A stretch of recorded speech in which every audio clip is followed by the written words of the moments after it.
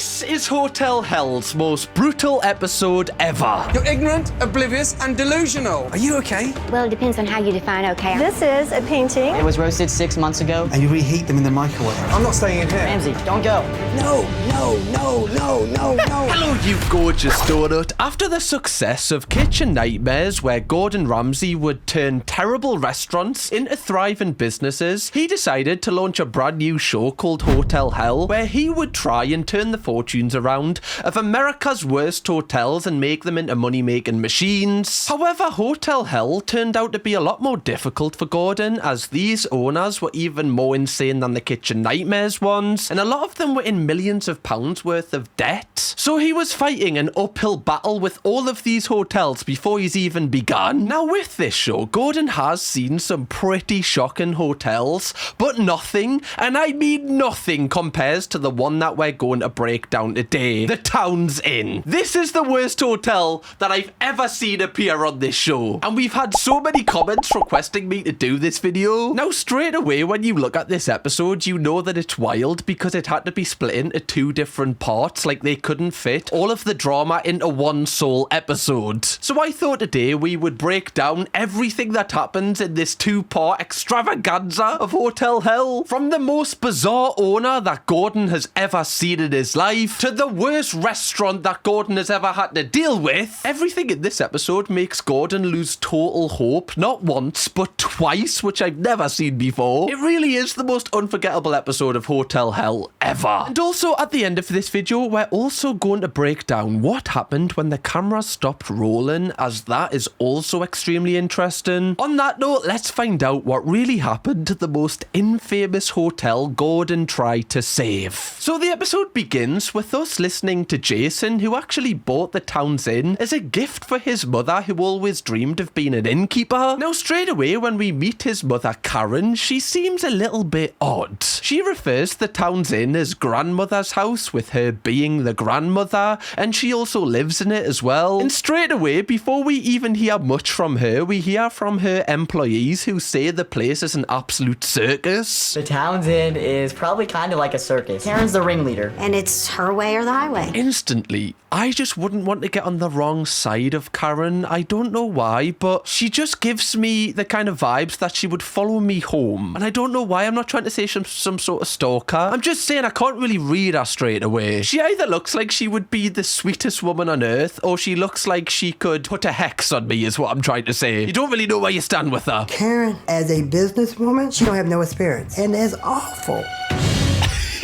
I do always wonder, like, you know, when the owners actually watch these episodes back, do they just sack the people that slagged them off if their egos are pretty brittle? I do love that the people who work there are so honest, but, you know, they're really putting all of their cards on the table when they're saying this to the cameras. A lot of the people who work there do say that Karen treats this place more like a home than a business. I mean, her bedroom was in her office. You know, she'd sleep right there, pretty much in the dining room. Already, alarm bells are going off. Like, what happens if she needs to have a meeting with, like, you know, someone else that comes into the Towns Inn? Yes, right this way. Just step into my office, which is also my bedroom, as you can see. Let's see how this conversation goes. Okay. HR would be getting a phone call, but I also think she is HR, so a little bit muddy waters here, guys. Better move on. She's also a serial hoarder. Baskets everywhere. You could open a closet in a hotel room and see a pile of baskets. You could walk in our server area, open the fridge, and I bet there'd be a basket there. This is the one thing that always confuses me when you see business owners who are hoarders. Like, why don't you just sell some of the things that you have? Like, surely that will help to decrease your debt. Like, you have so much here. You could be a thriving eBay business. Honestly, I used to do that all the time when I was younger. Like, I remember when I had, like, no money at all. Like, I sold my Xbox. And then when I was, like, you know, when I was doing well again, I'd buy the Xbox and then I wouldn't be able to pay rent. And I always remember this one time. I bought an Xbox and 3 weeks later I had to sell it. So I bought it at the start of the month, sold it at the end of the month just so I could pay rent. But those 3 weeks, cut. Ultimate Team's never seen a better 3 weeks in its life. If you know, you know. Now, despite the business dramatically failing and her being £1 million in debt, Karen is really delusional and she actually thinks that the place is doing really well and she really likes it. And at this point, I am kind of struggling to understand why her son Jason would buy her an entire hotel to kind of deal with when she's meant to be in her retirement. Like, this isn't some sort of like chill holiday home. This is a full-on business that requires your 24/7 attention. We are going to talk about this more later on when Jason actually confronts Karen about how the business is failing, but I am really confused at this point. Gordon then arrives at the hotel and straight away red flags are coming off left, right and centre when he meets Karen. What is that? It's like Freddy Krueger's hat. Whose is this? It's just there for anybody that wants to borrow Oh, it. I see. And does anyone borrow that? Wait, no, that's actually really cool. Like a communal hat, right? You know, if you literally left the house, you're on the way to the restaurant or, you know, the hotel, and you're like, oh, I forgot my hat. Hopefully they've got a communal hat, and then literally at the front door, right? Nobody sees you without the hat on. I like it. Just looking out for people. Maybe it's like a sorting hat. Like the hat tells you which room you're going to stay in, you know, which one's kind of fitting your vibe, like Harry Potter. They're for sale. Yeah, see? How much are these? Whatever you want to offer. We're very flexible. I'm not too sure if it's my style. See, I am thinking this is kind of clever. Is it kind of clever? Because she's trying to upsell things, right? You know, trying to, you know, make a little bit more money where she can. But also, it's just such a weird thing to sell in a hotel, like a hat. Like, where's the correlation here? You know? Maybe it's like bottles of water or something like that, where people can take them if they're going on like a hike or something. Man, it's your business. Are you selling Okay. many? Are you busy? No, we don't really sell a lot of hats. I see. Yeah, everyone kind of just uses the communal hat, you know, everyone just kind of wants a freebie, like nobody wants to pay for the hats, it's actually really annoying. Gordon then says hello to who he thinks is a customer, but it's actually just Karen's friend Sarah, who kind of keeps her company, like that's the only reason that she's here. And instantly, that's another red flag because, you know, like why would you need somebody to keep you company? Like surely the customer's alright. Like anyone that's worked in hospitality knows that you don't really need a friend there to, you know, keep you company. You're kind of busy having people, you know, be awful to you. Now, Sarah becomes very prominent later in this episode, and Gordon really dislikes her, and we're going to see why. But after this, Gordon then gets shown to the dining room, which again is another red flag. Is this a convenience store or? This is a dining room. It's very claustrophobic in here. It There's is. bits and bobs of everything. Those freaky dolls. Well- What are they for? Fucking hell! Imagine tucking into like a steak pie and that staring at you. Bloody Nora. Put us right off me food. Looks like an Annabelle doll. A lot of people who come here have children. They're looking for something to take back. Sorry, a parent buys this for their child? Did you also give the child the number for Childline? What?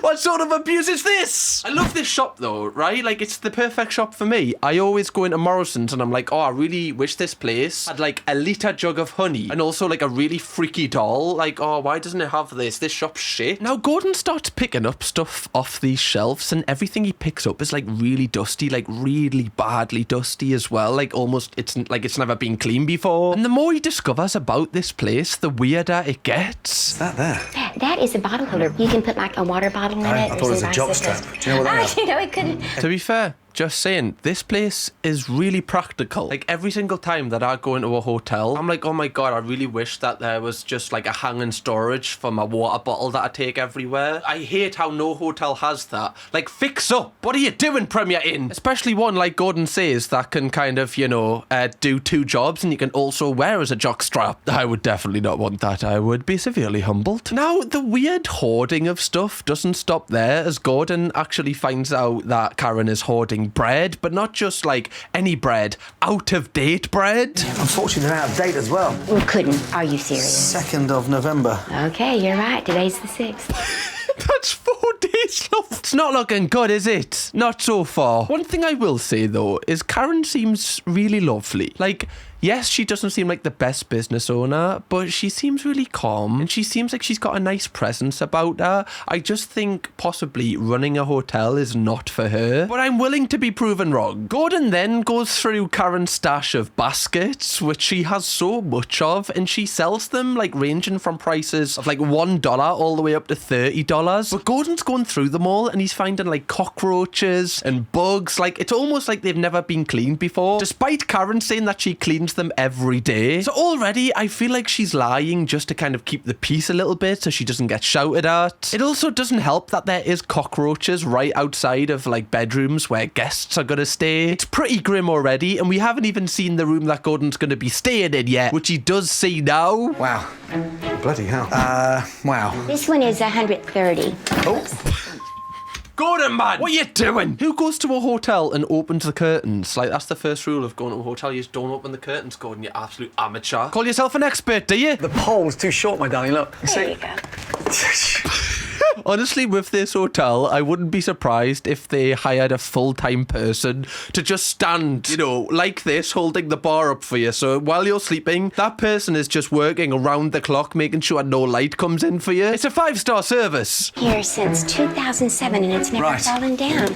Oh, really? That's funny because, you know, we've been here 2 minutes and it's fallen down 7 times, love. Despite it not falling down since 2007. Gordon then goes to unpack his clothes and put them in the wardrobe, which is a normal thing you do when you go to a hotel. However, Karen says that this is forbidden. That's private. This is my bedroom. It's got a lock on it. It's like a storage closet. Oh my god, she's keeping humans in there, isn't she? Gordon! Help them! She's definitely got some prisoners in there. It's either people that she's holding hostage, or, you know, if you open that, you get to go into Narnia. I don't know which one it is, but I'm hoping it's Narnia, otherwise this is going to get really sinister. Hopefully Mr. Tumnus can help with the whole dirty hotel situation. You know, What's in here? My clothes. Seriously? It's very inconvenient when there are people here and I can't get to my clothes. Yeah, that is a great point, you know, honestly. It's really inconvenient where, you know, people book a room in my hotel. I just don't understand why they do that. Like, it's so inconsiderate. Like, do they not think that I need to get dressed in the morning? 1840, we use hooks. Hooks. We use hooks, do we? Well, clearly you don't, love. You're renting me a room. I'm here to help you, and I'd like to use my wardrobe. Can I have a look inside? Why is she, like, being so defensive about this wardrobe? It's kind of, you know, freaking me out a little bit. Also, imagine you booked this room and, like, you were sleeping there and the wardrobe just had a lock on it, like an actual padlock. You would just be freaked out. Now, one thing Karen would really benefit from is getting free money, and I'm sure you would too. Revolut is offering you £20 when you sign up with my link and use your card. Revolut is an all-in-one financial app that is used by over 60 million people worldwide. And if £20 isn't enough to make you click that link and sign up for Revolut, I've got a few other brilliant reasons that will convince you. The first one is currency exchange. So Revolut is absolutely brilliant if you want to spend money whilst you're abroad, as they have great exchange rates. Now, this totally takes the stress away of having to get the right amount of cash before you go away. It just gives you peace of mind that you can use your Revolut card, especially since you can pay using your usual currency, and Revolut will automatically exchange that into the local currency without you needing to do anything. It's absolutely mint. You can also exchange unlimited amounts of money at great rates with the Revolut Metal Plan. Speaking of the Metal Plan, this is arguably one of the coolest things about Revolut. You can join me in having one of these. Honestly, it's such a flex. Like, when I pull this out, I'm like, yeah, it's metal. Yeah, it is. This is a reinforced steel card that comes in 4 different customizable colours and also personalised designs. Personally, I went with the Batman spec. I mean, I am obsessed with it. Look at me earrings. I feel like Bruce Wayne with this. Included in the metal plan, you also get loads of different perks. Like Uber One, so you never go hungry. Tinder Gold, if you need someone to eat with. And there's many others too. You also get a 4% AER variable on savings with the metal plan, which is a really great rate. Another great thing about Revolut is Rev Points. With Rev Points, you get rewarded when you spend with your Revolut card, which you can redeem on airline miles at over 30 airlines, or gift cards for brands such as Amazon or Adidas or Uber. You can also get hotel bookings and experiences such as food tasting and action adventures, all when you spend with Revolut. And another great thing about Revolut is the payments. Basically, if you're somebody that always lends money to your friends, it's easier than ever to get your money back now with the touch of a button. And it's also fee-free between other Revolut users as well, so get your mates involved. This also makes it easier, like if you go into a restaurant and you want to split the bill, as you can send payment links to each other, or you can also create groups, which you can use for any occasion, such as like getaways or birthday surprises. Honestly, Revolut is mint. I use it every single day as my primary account. Sign up with my Revolut card today, spend once and get your free £20, man. It's free money. Get it, right? Get it? Eventually, Karen does agree to open up this wardrobe, and luckily there is no hostages in there or some sort of, random world on the other side of it. It's actually just full of her clothes, like she said. And Gordon asks, can you take all your clothes out so I can hang my clothes up there? And then she shouts for an employee to come up and kind of help Gordon take all these clothes downstairs. Gordon then asks this member of staff, does Karen wear any of these clothes? And she says no, she wears the same outfit every day. Which I guess makes sense, because why would you put a padlock on a wardrobe that you use every day? That, it just makes no sense to me. So she's clearly just a hoarder, it's an addiction to not throw things away. But you can tell at this point, Gordon is already baffled how weird this place is. I mean, the place is cluttered, and it's almost like her belongings are everywhere. I mean, to be fair, you can't really show the floor and the bed at this point, because you did tell her to take all of her clothes out. Gordon's literally went, can you put all your clothes on the floor and the bed? Oh, everything's everywhere, man. Have you seen this place? Just set her up there. And the more he looks around this room, the more he just discovers more of Karen's clothes. And here, look at that in there. Look at all this stuff. Why did you sniff it? You idiot! That is really strange. Why is she just keeping all of her shoes and all of her clothes in someone's, guest bedroom? It's so strange. She is treating it like a house. This is just a spare bedroom in a house, not an actual hotel room. Gordon then confronts Karen about this, and this is the first time you really see her fight back a little bit. They stink, my darling. You can't Let smell. me smell your shoes. No, they smell like my shoes, yeah. Ooh, yeah. Go on, Karen. A good old-fashioned sniff shoe off. That's how I like it. Oh, they used to settle it in the old days. It's actually a good reply, to be fair. But it is weird. Just keep your stinky shoes in someone else's room, love. I've got to agree with Gordon on this one. In my mind, you rented everything except this wardrobe, which I Well, you didn't tell me that when you took my money. You didn't ask. Sorry, did you not realise that was an optional extra for you to be able to use the wardrobe? Sorry, you should have read the small print. That's not on us. You should have upgraded to the room with a wardrobe that wasn't padlocked. And the more you see Gordon, evaluate this place, the more you realise that he's already sick of his life before he's even tried to help. Moving on, it's now time for Gordon to try the food at this restaurant, but instantly when he sat down, he's not happy with his seat. Right here. I'm going to start you with an ice water, okay? Does that thing go through? Once an hour at least. Yeah. Any chance I can go through the hotel? Bloody, I've just shit myself. What that? It only happens once every 5 minutes. Yeah, normally the guests leave with a burst eardrum, but you win some, you lose some. Imagine you never knew that train track was there, and you this is your first experience coming to this town. You would have absolutely shite yourself there. What is going on? Sorry, is this table in King's Cross Station? How close are we to these trains? Are we on the train? I have no idea. One of the waitresses then comes over to Gordon to take his order, and she gives us a little bit more context into what Karen's really like. We have to knock on her door when we come in and let her know we're here. And sometimes she'll slam the door in your face, or you never know what you're going to get. Well, yeah, that's totally fair enough. I used to do that when my mum would knock on my bedroom door. I'd be like, Mum, man, not now, right? I'll come out when I'm ready. I'm with Karen on that one, honestly. It is kind of weird that she treats this like a home, yet she doesn't know people are in her home, until they've actually knocked on her door. I am starting to worry about Karen. Now, we are going to, understand a little bit more later in this episode about why she is the way she is. But so far, I'm kind of concerned about her mental health, because she doesn't really seem to be, too worried about how things are going. She actually seems kind of just void of any emotion. And although she does seem like a terrible business owner, I am rooting for her at this point. However, after this, we are handed another dent into the motivation to turn this place around, as Gordon is then shown how the food is kept in storage, and it's all outside. That's our kitchen products outside. This fridge here? That is for the owner's stuff. They keep their food in there. Yeah, a fridge is cold, I'll keep it outside where it's even colder, and then the cold and cold makes it extra cold. I can see you thinking there, Karen, honestly. Don't look, oh my God. Stop. Let me I love that she's creased. This is where we store our produce. No, touch it. I don't want to touch it. You don't want to touch it, No. but you want to serve. Did you see the look of disgust on her face when Gordon asked if she wanted to touch it? She's like, oh, I'm not touching that. Me? I'm going to touch that?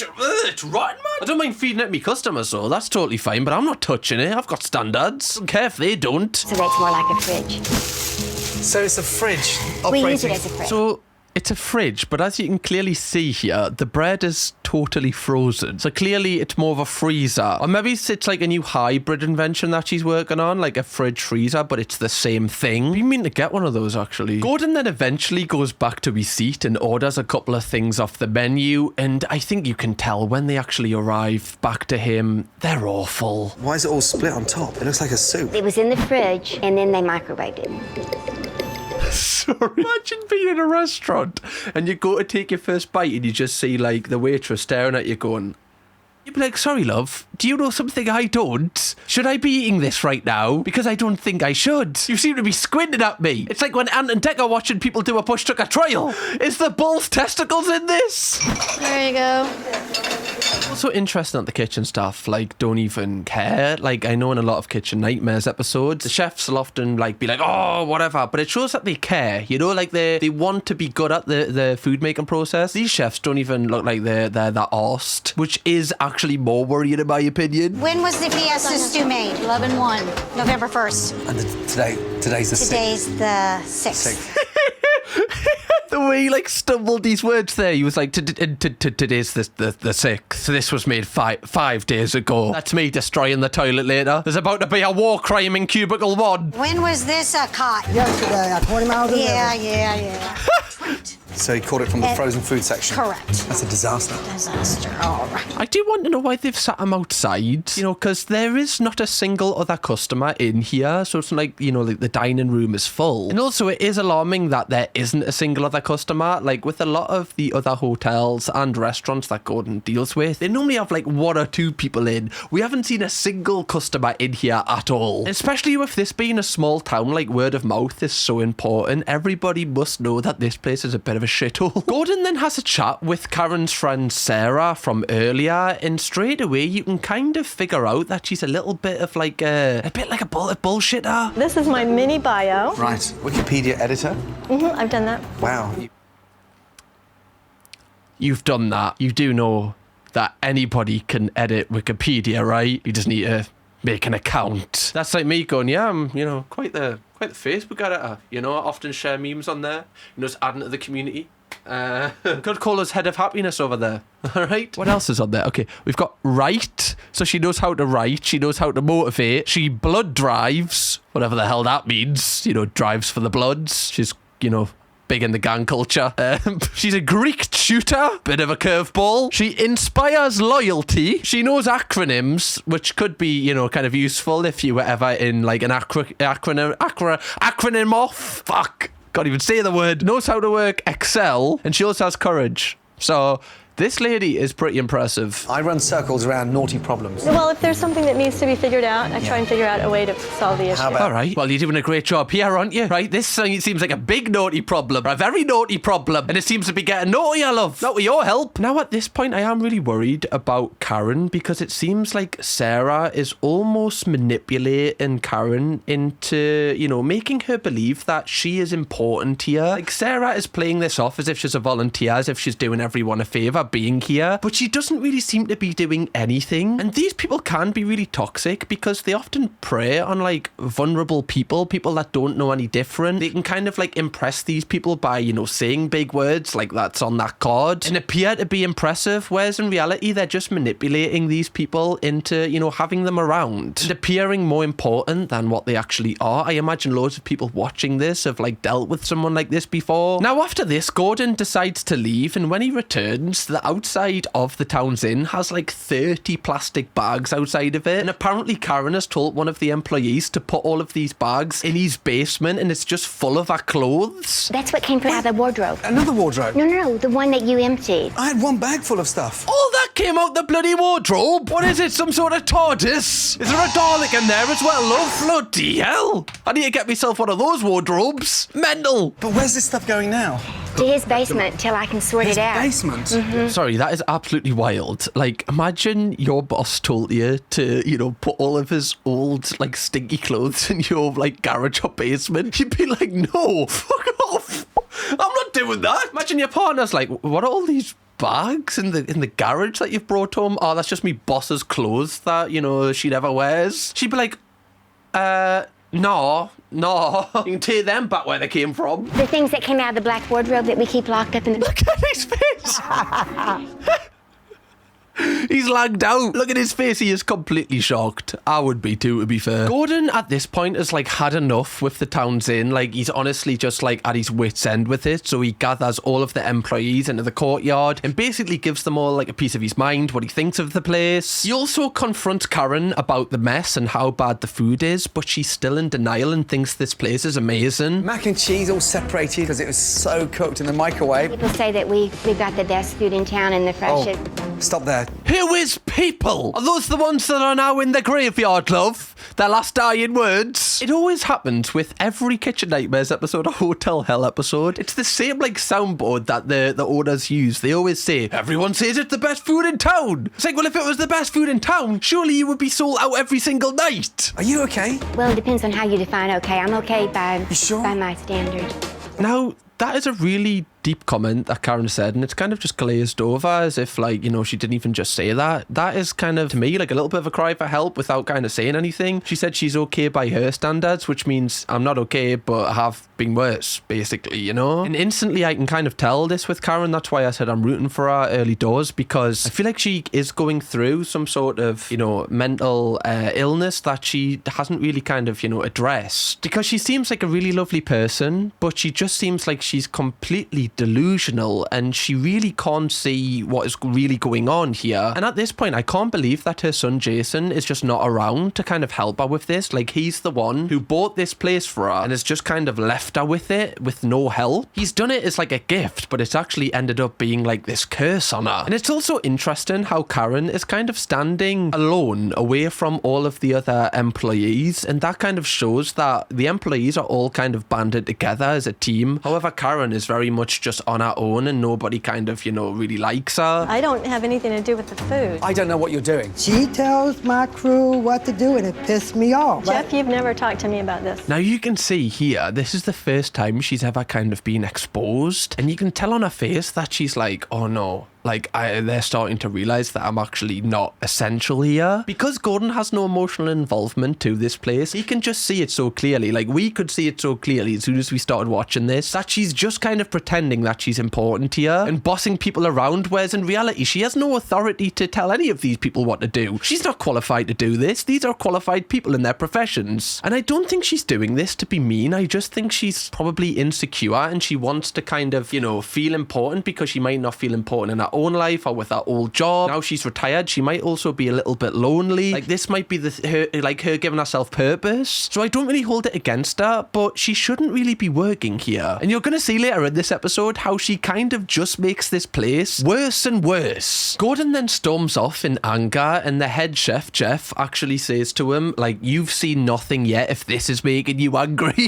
Which is alarming because already it seems like it's already in dire straits. But interestingly, Jeff, the head chef, actually starts breaking down in tears when Gordon leaves, and I do think this is a positive thing because it shows someone cares here. Because Karen seems so void of any emotion, so does Sarah. Like, people seem to be laughing when Gordon is, you know, hating the food. So it's nice that Jeff actually cares about his reputation a little bit, even though he's kind of messing it up. Gordon then returns for the evening service and he meets two of the servers. They're like two 17-year-olds that work just on the evening shift, and they seem to just be pissing themselves laughing at how bad it is working here. So what do you think's dirty? Well, honestly, probably the kitchen. Brother did not hesitate. He was like, kaboosh, look at that. Right? Look at him creased. Oh, like, obviously this is just probably like their first jobs. It's one of the like only places that would take them on, and they're like, oh god, this place is just so awful. Gordon then gets shown to the kitchen for the first time, and this is where he sees the first of many paintings. What's this mess here? This is a painting, and A what? A painting? Yes, Looks like sir. someone all over the wall. Is it painted the wall? That kid creased in the background. Now, Gordon definitely is trying to belittle Sarah here. Like, he is obviously trying to, like, get through to her. Like, what are you actually doing here? Like, he's trying to make her feel unimportant, which isn't very nice, but also she is taking advantage of Karen, so, you know, you could argue she deserves it. I just don't know what she is doing. Like, she's painting here, she's labeling things, she's motivating people, apparently, and she's also, you know, apparently teaching people Greek here for for some unknown reason, even though they don't serve any Greek food. Or we're not in Greece. Have you seen it? Yes. It's one of my favorite things. You don't It's like one it? of your favourite things. This is actually really, really scary because somehow Sarah's got a claws into Karen and is like controlling her and somehow making Karen feel indebted to Sarah, even though Sarah is messing everything up. Because when you really deep this, like, you can see that Karen is clearly, you know, older, possibly struggling with the mental illness. And this woman, Sarah, is taking advantage of her. It's so sinister. And I like that Gordon is calling it out. Wait, that wasn't there before. This is so weird. You paint over cracks. I Look know. at this here. The plaster's just... Whoa. Why are you laughing, love? Why are you laughing? She's just treating this place as if it's like some sort of just art book. Just doodling everywhere. The worst part about it is like she has no, you know, financial kind of ties to this place. So if she wants to leave tomorrow and just not come anymore, she can. And the person that is left in the crap is Karen. Like, this is so bad. The wall is rotten. You're right. It was a hole, and I didn't want... Sorry. That is absolutely wild. There's a hole growing in the wall. So she was like, oh, I'll just put some mesh in there. That'll solve it, right? Everything will be, you know, rosy and dandy after that. I'll possibly paint a flower over it. Nobody'll know any different. Like, why aren't they plastering this place? Why aren't they solving these holes? Why are they painting over the holes? Imagine watching this and you stayed at this place like a week ago in this room. You'd be like, oh my God. Gordon then eventually returns back to the kitchen where he witnesses even worse things. Just quickly, donuts, if you haven't already, please do press the subscribe button. We are on the hunt for 1 million donuts on this channel. So if you want to be in the Before a Million Donut Club, press that button and you'll have plenty of videos like this to binge watch when you're bored. What is that there? A sports bar? Are these TV screens? What are those? Sports bar? Oh, did you get the match on them? Do you? So you get every single match at the same time so you can watch them on your cook. Great work, guys. What? They're microwaves? Right. Okay. Not as fun. Right. Okay. Why is this some sort of microwave bar? Right. Haven't heard of them before. It's a bit shit, innit? Is it a sports bar? That is class. Why do you need so many microwaves? Obviously we know why, because they're just microwaving everything. What's that in there? That's a burger that I'm heating up. You're boiling a burger. This is the first time I've ever seen somebody cooking a burger by boiling it. I didn't even know that was possible. Like, can you do that? Like, obviously you can oven it. You can pan fry it, right? Imagine, you know, if you're getting a Rustler's burger, you just put it in the microwave. I think that's a little bit grim. But boiling it? What's next? You're gonna blow on it and see if it changes colour? Do you think a customer would want a burger boiled in water? They seem to like them. Just taste the water. Oh, do I have to? I would say They're it's funny. not. You won't taste it. Why is Karen so frightened to try any of the food in her own establishment? Surely, you know, in your own mind, that would already be like, maybe I need to change the food up here if I wouldn't even eat it. And this is the really confusing thing about this episode so far, is she doesn't really kind of understand the basic concepts of what Gordon's saying. Like, he's kind of dumbing it down, saying like, this is why this is bad, but she doesn't really understand. And I don't think she's clouded by emotion, like, you know, people just are really attached to a place and they can't like see any bad in it. I don't think it's that. I'm like really struggling to kind of understand her and read her. I don't know if she just lives in this fantasy land where she just sees, like, I don't want to say the good in everything, but just everything is perfect, even though it can be drastic. Now, Gordon isn't happy with how this burger is being cooked, so he actually, like, brings in the customer who ordered the burger to tell him exactly how this is being prepared. So that's your burger. Out of respect as a customer, I'm not going to sit and watch you eat that. Let me show you. Out of respect, I can't let you eat this. That's when you know it's like, you know, the pits. Somehow you've messed up this burger so bad where Gordon's not going to allow someone to eat it. That's when you know you've took a dark turn. Were you expecting a fresh burger or some you eat from yesterday? I will give you a fresh burger. I'm sorry, sir. After this, Gordon then goes into the dining room where all the customers are currently eating to show them where the food they're eating is actually being stored prior to cooking. Yes. Ladies and gentlemen, just bear with us for 2 minutes, but Yes. she's going to show you something I'd like you to see. Yes, watch your... Yeah, just mind the rats, love. Just watch that one there. You don't want to piss him off. He gets a little bit angsty. Fish, this is our lasagna. This is our trout. We got more sausage, ice cream. So I just have frozen vegetables from here. Yes, yes ma'am, yes ma'am. Would you not have showed them this before they had their starter? I think they would have appreciated that a little bit more. So I'm hoping that you can skip around the menu and order something a little bit more Thank you. Keeping. They both look traumatized. They look like they've went to one of them Halloween events where like people actually dress up and like scare people. The souls left their bodies. This actually makes me worried to go to another restaurant. Like, what happens if I go to a restaurant and this is actually how they're storing their food? I feel like I need to do like actual checks before I go. I need to just check around the place to make sure there's no outside fridges before they get my business. Now, after this, Gordon actually has to tell Sarah to stop talking to tables because she's going around telling people her life story. Calling me? I have to go. Me? Yes, sir. They don't need to hear your life story.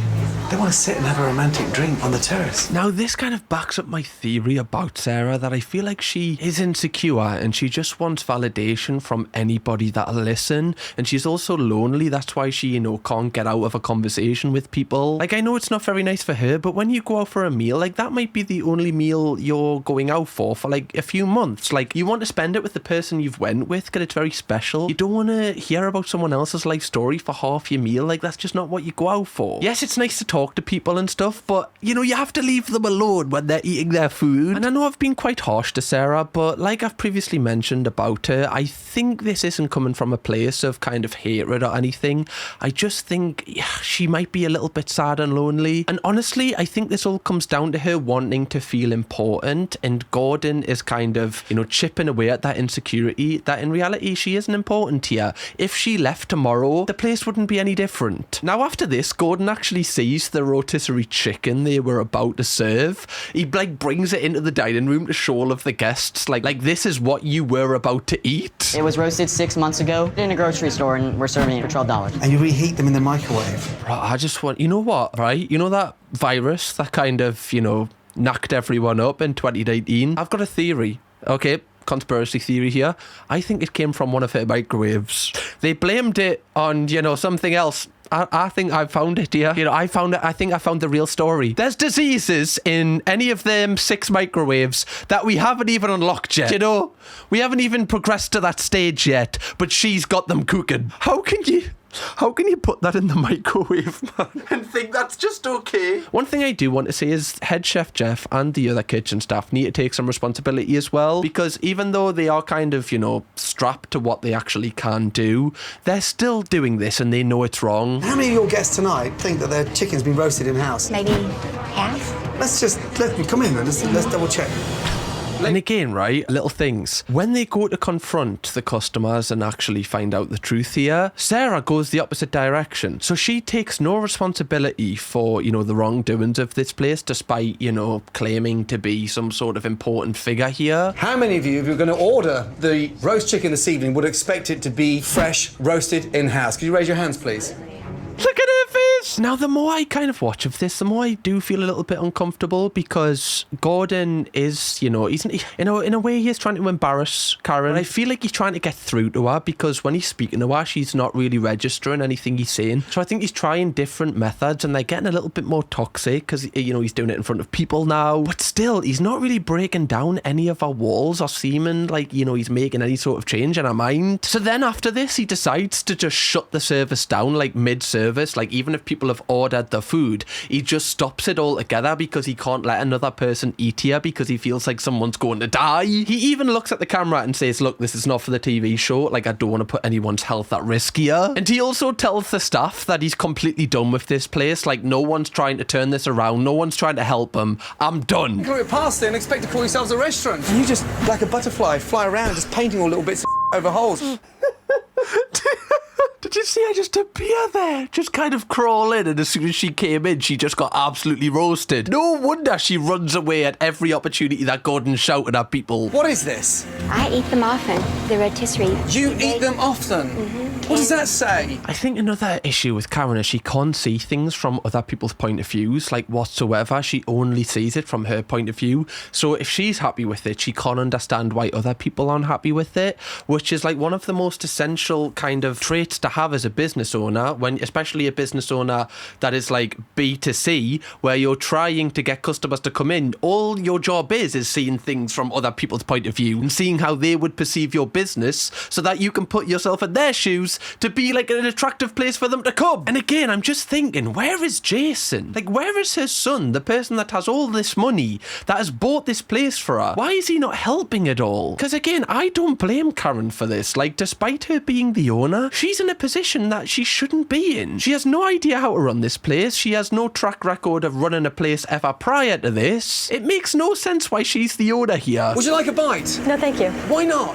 It's not cooked right. That's what frustrates me. We're all pretending that this is good. That looks like a fossil. Genuinely, like, you could put that in a museum and people would stare at it for 5 minutes just in awe. And this is where part 1 of this saga ends. Gordon closes the hotel indefinitely. He doesn't allow another customer to come in for the night. As he says that the health services will shut this down forever if he doesn't do it tonight. And honestly, I don't see how he's going to turn this place around, because it's almost like the people working here aren't working here to help Karen's business. They're just here to keep her company. It's almost like she has like a fear of being alone, and just the more people here, the better. I definitely think the most difficult aspect of trying to turn this around in part 2 is convincing Karen that this place is actually failing, because if you can't motivate the owner to change it, you can't win. So let's see if Gordon can actually turn this place around in the second part. Now, part 2 begins with Jeff, the head chef, going up to the customers and basically trying to take some responsibility for what's happened tonight, but he ends up just breaking down in tears. I'm very ashamed and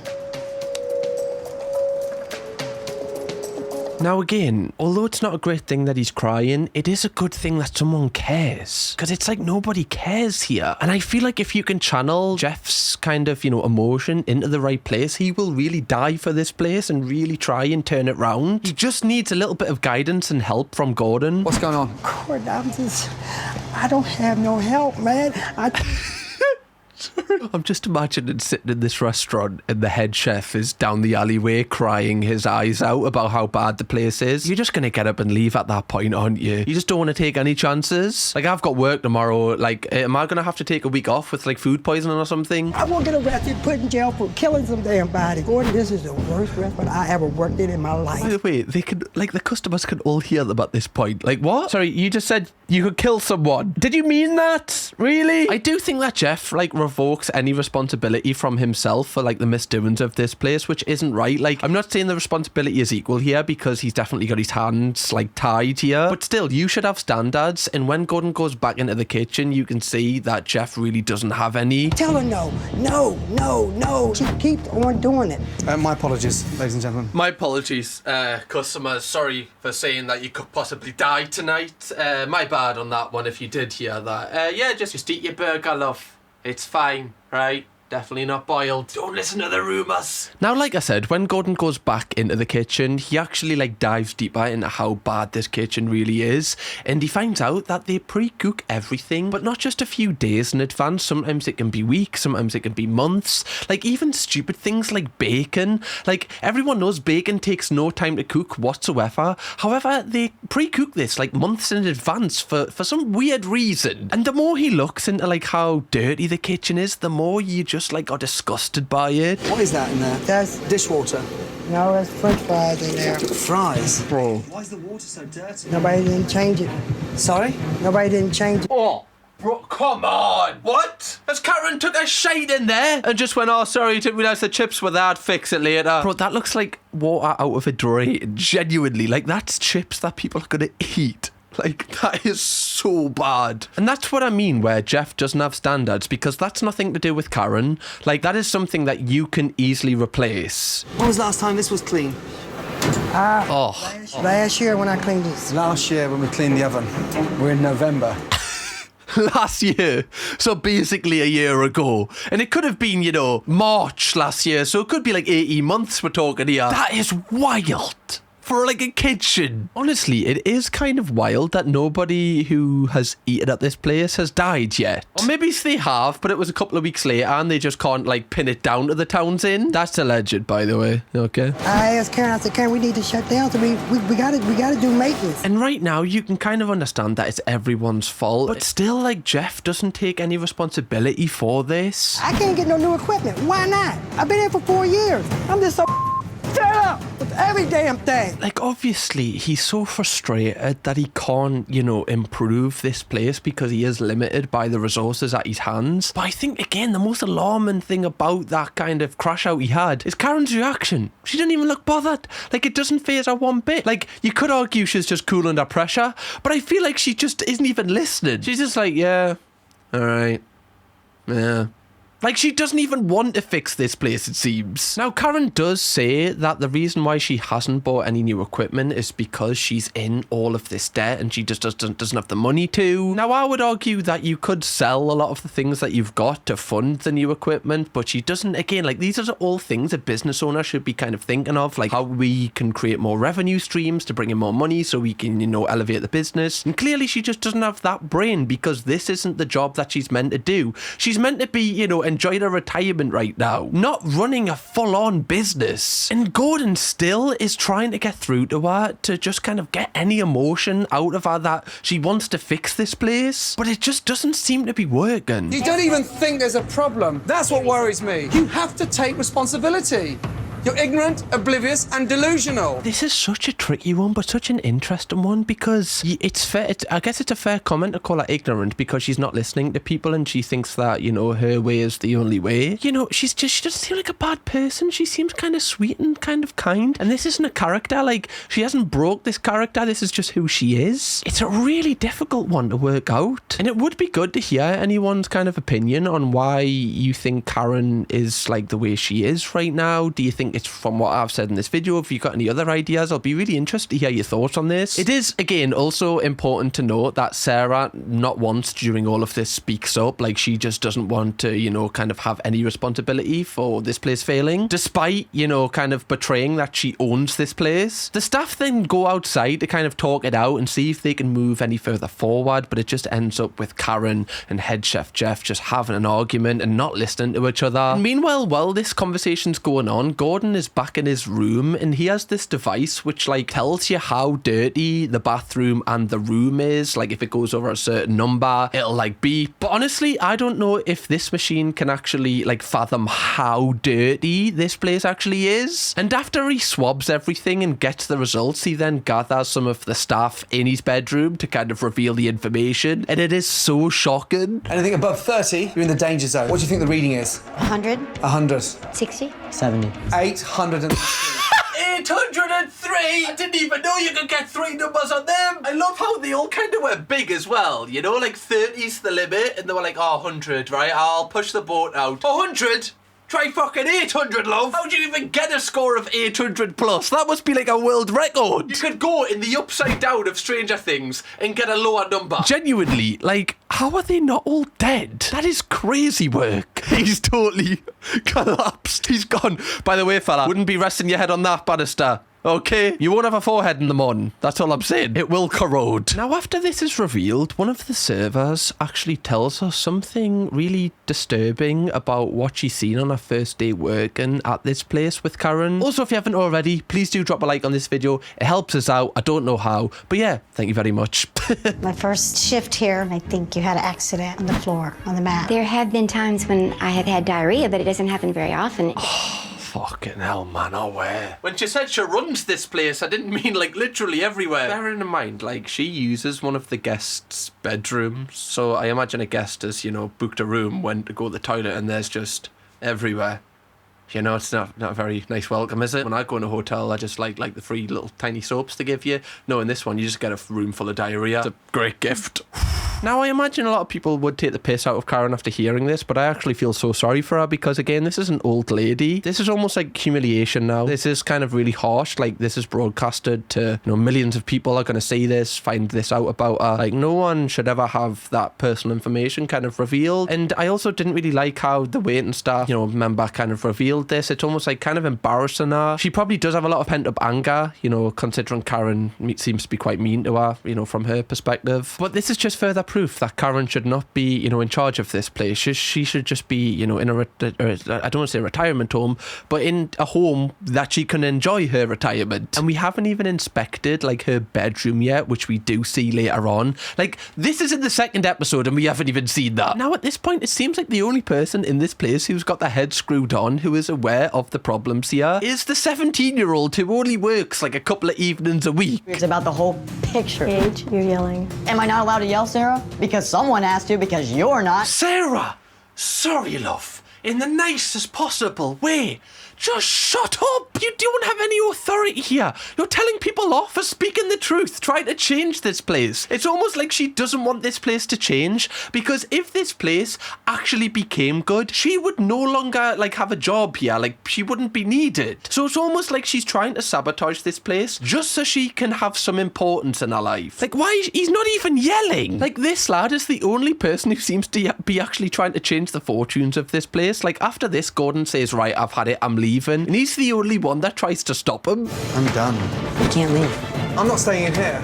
Ramsay, don't go. Now, this is a kid who has like no, you know, obligation to really, you know, have this place as a success. Yes, he might lose his job if the place shuts down, but he seems like the one who's actually trying here. Now, right before Gordon actually does leave, he does inspect Karen's bedroom / office. I saw the office sign, but you live in here.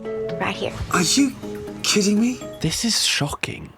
Like, you know, imagine being Jason and you know that this is the position your mother is in and this is where she's sleeping at her age and you have all of this money. How can you do this to your mother? How can you allow her to live like this? In the winter, I could go upstairs, but I choose not to. What's the room next door there? Oh, that's the beverage area. And then beyond that's the kitchen. The beverage area? So she basically sleeps in the kitchen and the bar, but she just has put like some kind of like drawers as like a wall so people can't see her. Right there. Oh my God. So I sort of sleep in the kitchen. I know this episode was, you know, filmed so long ago and we are going to see where this place is today at the end of this video, but if this was aired like today, I would want to set up like a GoFundMe for this woman to get her out of this. Like, I feel so bad for her. Genuinely, like, it breaks me soul that she's living in this tiny room and having to like manage this place when she's so clearly out of her depth. This is no way for a lady to sleep and live and eat. This is not normal. Well, what's normal?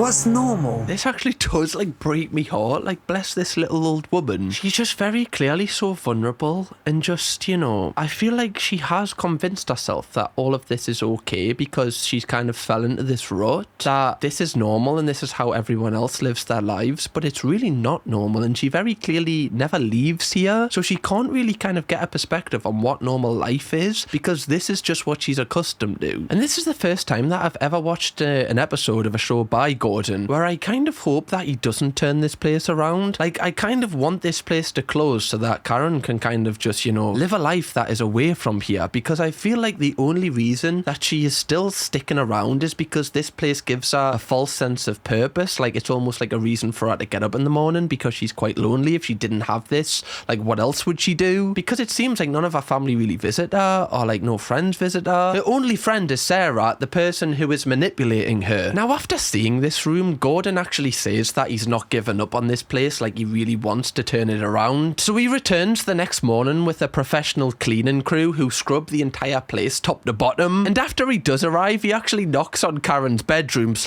office and it wakes her up. So were you sleeping?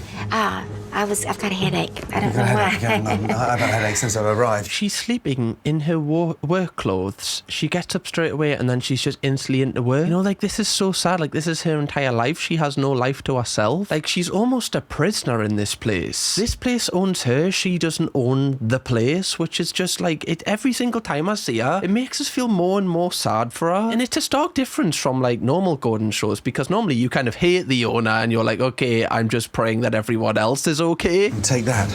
Yes? And start packing. Where am I gonna go? I'm not messing around. I haven't got time to mess around. Okay, but where? I mean, to be fair, from her point of view, she's probably going to be like, well, no. Like, wait, where am I going? Are you putting me on the street here? Like, just tell me where I'm going. Like, why is this so kind of vague? I'm kind of with Karen here. I'd be like, no, mate. Like, I don't even know you. Like, we've known each other a matter of 3 days. You think you've got a camera crew? You can tell us to pack up all me stuff? Piss off. However, she does actually do it, but she doesn't know why she's packing. And while she is packing, packing up all her belongings, Gordon actually meets with her son, Jason. For the first time, we get to hear him speak. Now, he says he doesn't have any real knowledge of what is going on with the business. He just knows that it's failing. He also says that he knows how his mom lives there and where she sleeps, and he seems completely fine with it. Have you seen where she sleeps? Yeah. Does that make you feel happy? Not at all. Not at all. I mean, we bought this with... See, I just don't really buy that because he smiled. Like, his first reaction was like, yeah. And then, like, he went serious when Gordon realised, like, no, I'm actually not joking here. Has this become a burden on your family now, or...? Yes, it has. It's because we're concerned for her. It's a financial burden. In a lot of the conversations, he kind of mentions the financial aspect more than, you know, his mother. I believe in one part of the conversation, he actually puts financial first, then his mother second. And I feel like that is reflected by how he's kind of just left her to it. It's cruel. Like, this isn't a gift. Like I said, this is a curse he's given her. At the end of this conversation, Gordon says to Jason, look, you need to come back to the business and have a conversation with your mother and try and, like, turn her around mentally to really, you know, give this place a huge change up, because she's not listening to anyone. I just don't see the business in such a negative light as you do. I look out my window. But you realize most people do, yeah. It's so mad how delusional she is, and this should be like a lesson to anybody, you know, within any sort of business, that if you are going to, you know, be in business with a family member, especially a parent, just really, really think about it, because it becomes so much more difficult when stuff doesn't turn out how you thought it would. Because, you know, if it's with someone that you don't really have an emotional connection with, you two can have an honest conversation and kind of go your separate ways and, you know, be done with it. Whereas you can't do that with a family member, because you're always going to see them and you're going to be thinking more emotionally than logically, so it clouds your judgment a lot of the time. Now, this conversation does kind of seem to turn positive, as Karen does agree to, like, you know, change the place up, and she agrees to kind of, you know, sort herself out a little bit. However, at this point, Jason isn't coming back to kind of, you know, help her with anything. But after this, we actually see something really nice happen, as Gordon takes Karen to this new house, which he's actually renting for her, like, for about 3 months. He's put a down payment, so she has like 3 months to kind of stay here, you know, sort herself out a little bit, take a break from, you know, living in the business, and kind of just treat that as a workplace, and then she gets to go home. Just a little bit of like a mental refresh for her, which she'll really need. He also says, like, if you want to continue living here, you can extend the tenancy or you can move back into the hotel, but I just want you to have this time away from living there. And that is really good, because, you know, obviously living in that little box room, which was really dirty, isn't going to be doing any wonders for her health. Give yourself a break. Watch a bit of TV. Read. Oh, relax. I can do. And just take in the view. This is what she should be spending her time doing, reading, like watching telly, going on walks, just enjoying her life. Like, she's worked her entire life. Now is the time to enjoy. When you look at her here, you're like, can you not just stay in this house? Do you have to go back to that inn, really? But you can see how grateful she is for this, and she just really appreciates that someone's done this for her. Again, I don't know why Jason hasn't, you know, helped out or, you know, done this for her. Like, he just seems like he's not even taking any responsibility for how any of this is going. Now, weirdly, after this, before Gordon leaves, he tells Karen that if she is going to be the innkeeper, like the owner of this place, she needs to appear to look prestigious. So he's actually paying for her to get like a full-on makeover. And she actually says, like, she's never had her nails done before, she's never had her hair done, like, she's never had any of these luxuries. So I guess it is a nice thing, but it is also a little bit weird, like, telling her, like, oh, you have to change how you look. But she does seem to take it in a positive way. After this, Gordon leaves and the show progresses to the next morning, and he gathers all of the staff outside of the inn as he's like renovated the interior, or his team has, and he's about to reveal it to them. But before he shows them the new interior, he shows them the effect of the Karen makeover. Oh, she looks beautiful. I don't even dress like this to go to church, do I? Somebody's looking like an owner of an inn. Yes. Oh my god, bro, I felt like crying there. You can tell that they know she's a nice person, she's just not the greatest boss. I think that reaction shows how much they actually deeply love her. You look amazing. She looks so different. And I honestly think this will do wonders for her. Like, everyone knows, you know, if you're in a rut or you're in like a bad mental health state, you know, you just sometimes just need something to just kind of, you know, get you out of it, or just a little spark of something. It can be something as small as, like, for me, like, if I go to the shop and just get, like, a bag of sweets, like, that just kind of makes us feel like, oh, like, a little bit nice. Obviously, it doesn't, you know, cure how you're feeling and stuff, but, you know, these little kind of just bursts of a tiny bit of dopamine or just whatever it is, and a full makeover with a full interior revamp, that is going to change her life and hopefully be the springboard for her to have just better mental health in general. And when Gordon does reveal the new interior, it looks so much better. Oh my God, that's the first time I've seen her smile properly. What's missing? My bed. Karen's bed. Tiny little convenience store that is bright and modern and everything is on view. I mean, it's alright, but I'd probably say it's a 9 out of 10. If you really wanted to get it to a 10 out of 10, get some, like, freaky dolls in there. I'm just saying, it added a little bit of character, right? When I walked in this dining room, first off, it was dreary and laden with junk. And now we have a proper... It looks so much better. That's right. New sheets, new bedding, and a new carpet. I'm just saying that wardrobe looked awfully familiar. Have they kept it? You can't get rid of that wardrobe. Like, I feel like if I was, you know, in West Virginia, I would come to this inn and request that room just for the wardrobe. I'd sleep in the wardrobe. It's that iconic at this point. After he's shown them around, Gordon then gets all of the staff to try the new menu. It's a much smaller menu and a lot more easily manageable. And under no circumstances, Jeff, can you boil a burger? Otherwise you're getting locked up, fella. He then tells them that tonight for the evening service, they are going to be fully booked, so they need to be on it, and this is the moment they can turn the fortunes of this place around. And immediately when the guests arrive, they're so much more impressed by, like, the new revamp of the place. Someone even compliments the wardrobe, which I'm just saying, I thought it looked better with the padlock on. It was a little bit more, like, you know, kind of like freakier. You know, kind of left you with more questions, a little bit of character. Now, the footage of this service is really short, but we do see Karen, like, absolutely smashing it. Like, she's really warm. She's asking, like, people questions. She's really good. Like, she just seems like she's really feeling herself, and it seems like she's got a lot more confidence. She seems to be speaking a bit louder as well. Like, the whole episode, she's kind of been whispering. You know, obviously, there's probably, like, a confidence thing as well. And it's just really nice to see. Like, no matter if this place stays open, at least Karen's got, like, a little bit of a boost in her personal life. But I am hopeful that the place will do well after Gordon leaves, as all of the customers just seem buzzing with their experience. That is outstanding. Now we have a place to come in the wintertime. Good, so you're gonna come back. We need more local bistros like this. We're really excited to have it. Come on. Come on. Have you seen Karen's new trim as well? You happy to have that? You better be. Cost 60 quid, that. Now, I am surprised that the entire service went really well, because normally, like, there's always, like, a hiccup or something that they kind of need to make sure that they correct for the next time, but it seems like the entire thing went really well. So after this, Gordon finally says his goodbyes to everyone. Like, he's been here for so long, so much more than other hotel episodes. And he has one final pep talk with Karen, basically saying you can't let this momentum slide, like, you need to keep up with it. You have an amazing inn. Yeah, amazing location, beautiful Do not village. move those clothes back in from Lamont's basement. Oh yeah, what about his basement? Is he just going to keep them in there? I totally forgot about that. Did you not revamp his basement while you were at it, Gordon? What's he going to do with all them clothes? Oh my God. Just let the business breathe. Yeah. All right.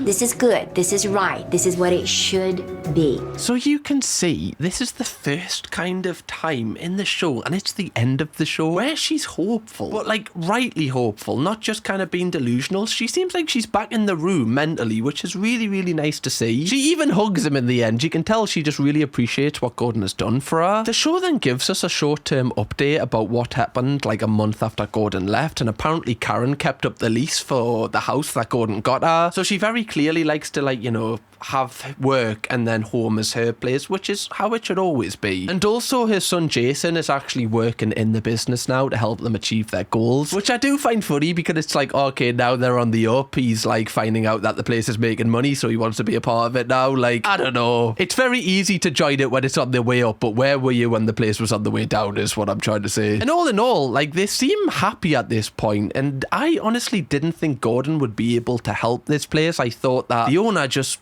was too kind of out of it to even, you know, just have any kind of knowledge on how to turn this place around. But he's done such a good job here to make this place seem like a success now. Now, you probably are wondering what happened after this, like a bit more of like a, you know, well-rounded update, like where is the place today? What happened, you know, like every year after Gordon finished? I've got information for you, right? Stay there. So this episode actually aired in 2016, but was filmed in 2015. And 7 years later, However, in 2023, the place was reported to still be open with the same owners. Like, Karen is still managing it, which is amazing. Like, honestly, you know, I thought this might last a year or two before, you know, it might go back to how it was. But they've managed to keep it open. And when you go on TripAdvisor, it is still open to this very day. And the reviews, like, are decent. Like, it's number 1 of 2 inns in Harper's Ferry, which is the little village. Now, you know, obviously that's not much competition, right? You're either first or last.